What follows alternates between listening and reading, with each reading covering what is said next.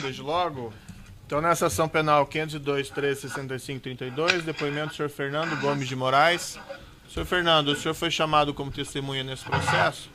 Na condição de testemunha, o senhor tem um compromisso com a justiça em dizer a verdade e responder as perguntas que lhe forem feitas, certo? Certo. Eu vou adverti-lo, senhor Fernando, que se o senhor faltar com a verdade, o senhor fica sujeito a um processo criminal, certo? Sim. Dito isso, eu passo aqui a palavra, então, à defesa do ex-presidente Luiz Inácio Lula da Silva para perguntas.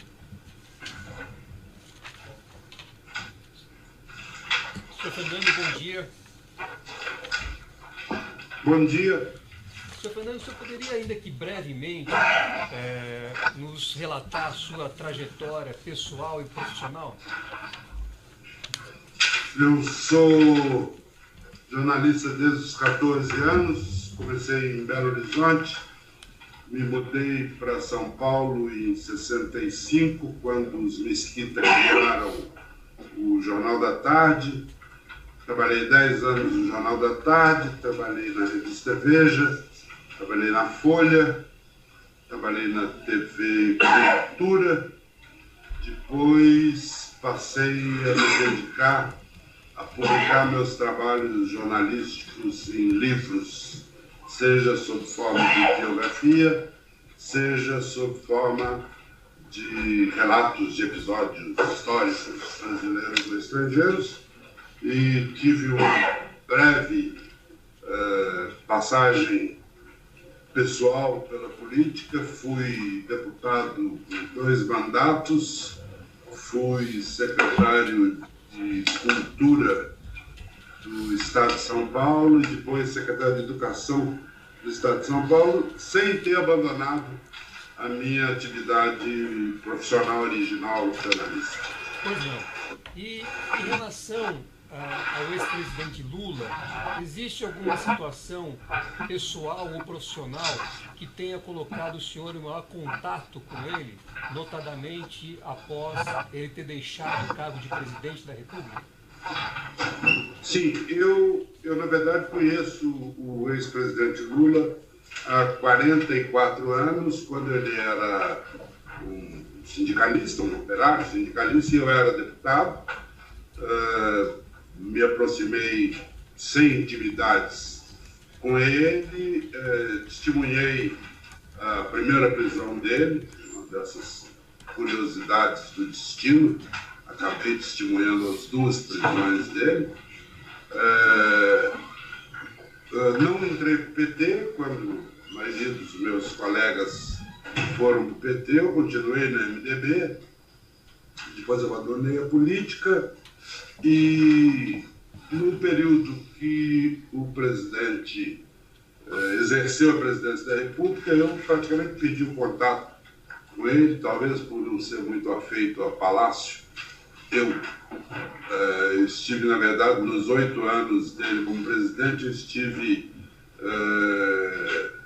3 vezes no Palácio do Planalto, uma vez para uma entrevista profissional com ele, uma vez que era Dia Internacional da Mulher, que a dona Marisa, a falecida dona Marisa, organizou uma exibição do filme Olga, que é baseado num livro meu, para as mulheres que trabalhavam no Palácio, e estive numa 3ª ocasião, já não me lembro qual é, mas também sem contatos maiores. Depois que ele deixou a presidência da República, eu fui contratado por 2 editoras, uma brasileira e uma norte-americana, Companhia das Letras no Brasil e a Penguin nos Estados Unidos, para escrever um livro, que não é uma biografia, um livro sobre a vida do presidente Lula, da prisão de 1980. O projeto original, o contrato original que eu fiz com a Penguin e com a companhia, era de escrever sobre a prisão, a partir da prisão dele em 80, até o fim do mandato dele em 2010. O livro terminaria aí.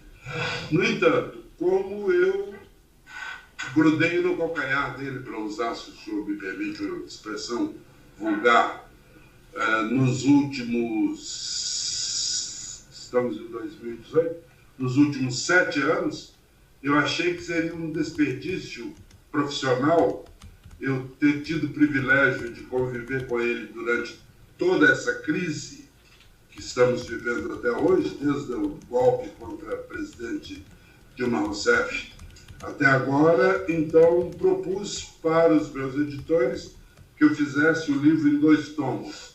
O primeiro tomo, tal como foi combinado, de 80 a 2010, e o segundo tomo, de 2010 até saberá Deus quando. Pois não. Então, a partir, notadamente, de 2011, o senhor passou a ter um contato frequente com o ex-presidente Lula. Absolutamente frequente, e com pouco tempo eu descobri que o melhor local, o melhor horário para entrevistá-lo, para ouvi-lo, para levantar histórias com ele, era dentro de aviões. Porque não havia telefone, não havia secretária, não havia deputado, senador, assessor. Então, eu comecei a acompanhá-lo nas viagens que ele fazia ao exterior para realizar palestras no mundo inteiro. Eu acho que, excluindo a Oceania, eu fui a todos os outros continentes com ele e literalmente grudado, algo frequente que vem da minha profissão de repórter. Então, nesses últimos, um pouco antes da descoberta do tumor, eu já comecei a gravar com ele. Eu me lembro de ter gravado, ele já estava com cabelo grande, com barba, e ficava praticamente o tempo todo ao lado dele. 1, 2, 3 vezes por semana eu ia ao Instituto fazer gravações com ele. Fiz gravações com mais umas 100 pessoas que gravitaram na órbita dele nesse período, inclusive gente de oposição. Não pretendo que seja um livro chapa branca, um retrato oficial, é um livro jornalístico, como todos os 11 que eu publiquei até hoje. E tive o privilégio de acompanhá-lo, provavelmente mais até do que... Acho que só os seguranças dele estiveram mais tempo do que eu com ele. Nesse período, é preciso ficar claro, nesse período que vai de começo de 2011 até agora, até 3 dias antes dele ser preso. Pois não. E nessa situação em que o senhor, inclusive, mencionou ter acompanhado o ex-presidente Lula em viagens ao exterior para a realização de palestras, o senhor chegou a assistir às palestras? O senhor sabe dizer se o presidente Lula efetivamente realizou as palestras no exterior? Olha, eu imaginei que essa pergunta pudesse ser feita ou pelo senhor ou pelo juiz Moro, e hoje de manhã, antes de vir para aqui, eu descobri que eu fui a 18 países com o presidente Lula. Eu assinalei aqui, por causa da pressa, eu vim correndo para cá: África do Sul, Alemanha, Angola, Cuba, Espanha, Etiópia, França, Índia, Inglaterra, México, Moçambique e Portugal. Eu ficava sempre no mesmo ou hotel, ou se era uma casa alugada, reservada para ele pelos convidados, pelos anfitriões. Eu ficava sempre junto com ele. A maioria das vezes era em hotel, e eu, embora eu não goste muito de acordar cedo, ele, às 6 horas da manhã, pedia que um segurança fosse ao meu quarto e me chamasse para tomar café da manhã com ele. E eu, com ele, ficava até a hora que ele ia dormir. Uma particularidade que eu não sei se me interessa ou não para o julgamento que o Dr. Moro vai fazer é que, em nenhum momento ele disse para mim: olha, na hora que eu tiver que tratar de algum tema privado, reservado, particular, eu te aviso e você sai. Isso é muito comum, não seria uma indelicadeza da parte dele. Eu já fiz outros perfis, inclusive fiz um perfil de um presidente do exercício da presidência, o presidente Collor, E o combinado foi isso. Na hora que ele quisesse tratar de assuntos reservados, que alguém me tiraria do gabinete, ou da casa, ou de onde ele estivesse. No caso do presidente Lula, não. Eu assisti, o que eu não assisti foi porque eu não quis, mas assisti rigorosamente todos os encontros, todas as palestras, gravei as palestras, o gravadorzinho amador, algumas delas eu fiz fotos, como eu sabia que tinha um fotógrafo dele acompanhando o tempo todo, eu não me preocupava tanto com a imagem, mas em alguns casos eu próprio me encarreguei de fazer fotos. Então, eu posso dizer que nessas viagens eu acompanhei 24 horas por dia. Só não dormia com ele. Nos momentos que ele estava acordado, fosse em avião, fosse em almoço, fosse em jantar, fosse com chefes de Estado, em muitos casos ele foi recebido por chefes de Estado dos países em que estava visitando, fosse com personalidades. Eu me lembro, por exemplo, que nós estávamos na Inglaterra, ele foi fazer eu vou interromper um minutinho aqui, senhor Fernando. O senhor pode responder mais brevemente, objetivamente, as questões da defesa. Não precisa se alongar nessas histórias, com todo respeito, mas existe aqui a necessidade de seguir. Então, qual que é a próxima pergunta? Não, só me desculpe. Eu só ia, na verdade, tocar num ponto que eu ia lhe questionar na sequência, que era um episódio em Londres, envolvendo o cantor Bono Vox. O senhor pode descrever, por gentileza? O presidente foi a Londres convidado para fazer uma palestra para empresários, que às vezes ele ia convidado por empresários e às vezes por trabalhadores. Na Alemanha e na África do Sul, por exemplo, ele foi convidado por sindicatos. Em Londres, ele foi convidado por empresários. E depois do almoço, estávamos no hotel conversando e chegou o cantor, o roqueiro, Bono Vox, para fazer uma visita a ele. Conversaram ali um pouquinho e a hora que o Bono foi embora, o presidente perguntou se eu podia fazer a delicadeza de acompanhá-lo até a portaria do prédio. E eu disse, havia ali uma centena de repórteres europeus e brasileiros, um número menor, mais por causa do Bono do que do presidente Lula, obviamente, estrela universal. E os repórteres perguntaram para ele, o que o senhor achou da conversa com o presidente brasileiro, o presidente Lula? E o Bono disse uma frase que ficou muito marcada na minha memória, que ele disse o seguinte, depois da morte do Mandela, só existe no mundo uma pessoa capaz de juntar ricos e pobres, pretos e brancos, gordos e magros. E essa pessoa se chama Luiz Inácio Lula da Silva. Por se tratar não de um cientista político, nem de um teórico, mas de um cantor de rock, aquilo me impressionou muito. Essa questão tem relevância para o caso, por qual motivo, doutor? Excelência. Nós estamos falando, primeiro, de reputação de um acusado. E segundo... Não estamos falando de reputação. Existe uma acusação aqui a ser julgada. Certo. Esse tipo de... A defesa entende importante a reputação. E segundo, nós estamos falando, inclusive, Vossa Excelência... A defesa pode divulgar essas questões meritórias em relação ao ex-presidente fora do processo. Não precisa ser aqui em audiência. Não, mas divulgar fora do processo, Vossa Excelência... Não diz respeito aos fatos de julgamento, doutor. Qual é a próxima pergunta?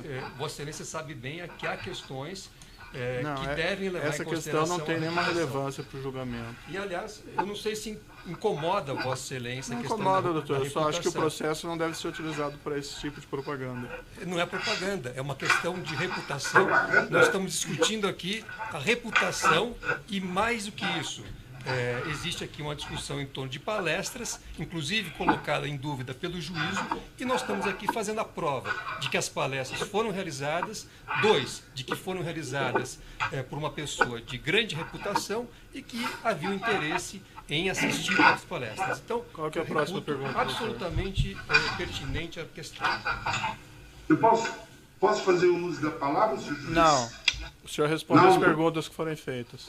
Qual que é a próxima pergunta? Senhor Fernando, o senhor comentou que por conta desse trabalho, desse livro, ou desses livros que o senhor está escrevendo, que envolvem o ex-presidente Lula, o senhor passou a ter uma relação próxima, inclusive presenciou, pelo que eu entendi, contatos do ex-presidente Lula com diversas pessoas, sem que houvesse a necessidade de o senhor deixar o recinto, correto?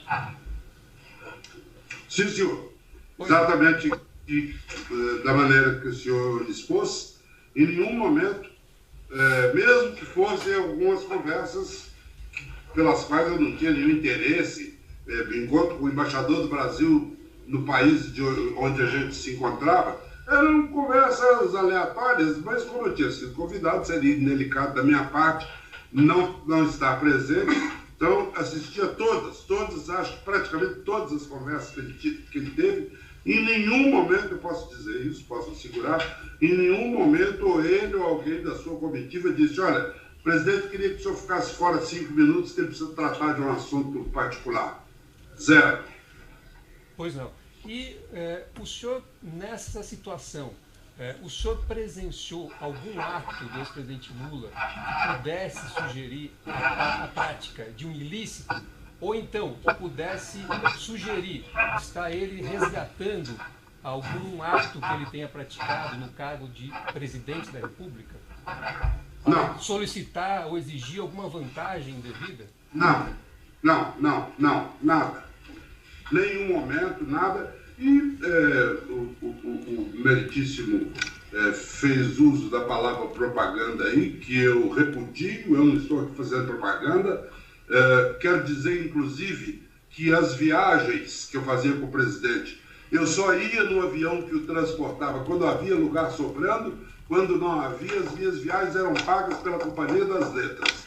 O Ministério Público, o senhor meritíssimo juiz, pode averiguar isso. Eu fui para a África do Sul com dinheiro da Companhia das Letras, eu fui para Cuba com dinheiro da Companhia das Letras, eu voltei para o Brasil com dinheiro e voo pago pela Companhia das Letras.